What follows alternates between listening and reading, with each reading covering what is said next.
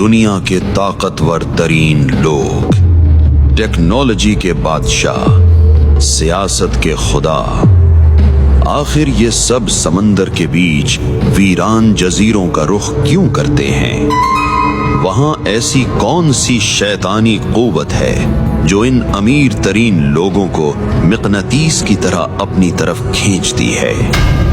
क्या ये महज छुट्टियां मनाना है या फिर समंदर की लहरों के दरमियान किसी बड़ी ताकत के सामने सजदा करना है? हम जानते हैं कि हदीस के मुताबिक इब्लीस अपना तख्त पानी पर बिछाता है, और हम ये भी जानते हैं कि दज्जाल एक समंदरी जजीरे पर बेड़ियों में जकड़ा हुआ है। तो क्या 2026 के ये लीक्स और एप्स्टीन का वो खुफिया जजीरा महज एक इत्तेफाक था, या फिर ये लोग अनजाने में उसी कैदी के निजाम की रिहर्सल कर रहे थे? 30 जनवरी 2026 ये वो तारीख थी जब अमरीकी अदालत ने खामोशी की मोहर तोड़ दी।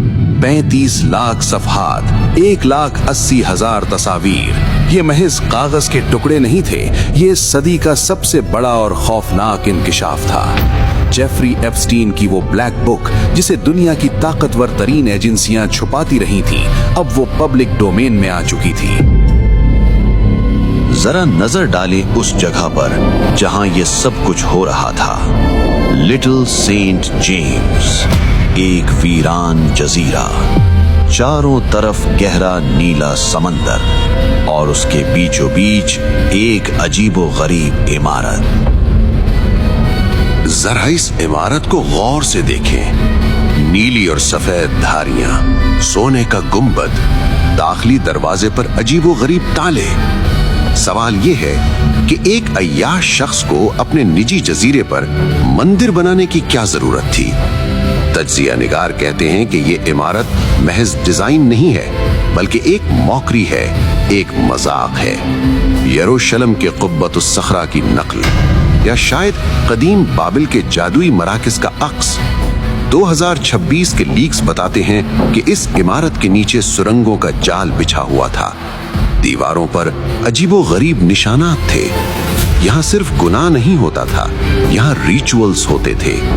ये एक फॉल्स पैराडाइज था, एक मसनूई जन्नत जहाँ इंसान को लाया जाता, उसे हर तरह की लज्जत दी जाती और फिर उसकी रूह को कैद कर लिया जाता।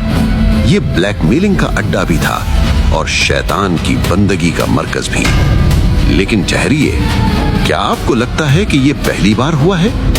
क्या आपको लगता है कि समंदर के बीच एक वीरान जजीरे पर एक मसनूई जन्नत बनाकर लोगों को फंसाने का ये मंसूबा एप्स्टीन का अपना दिमाग था?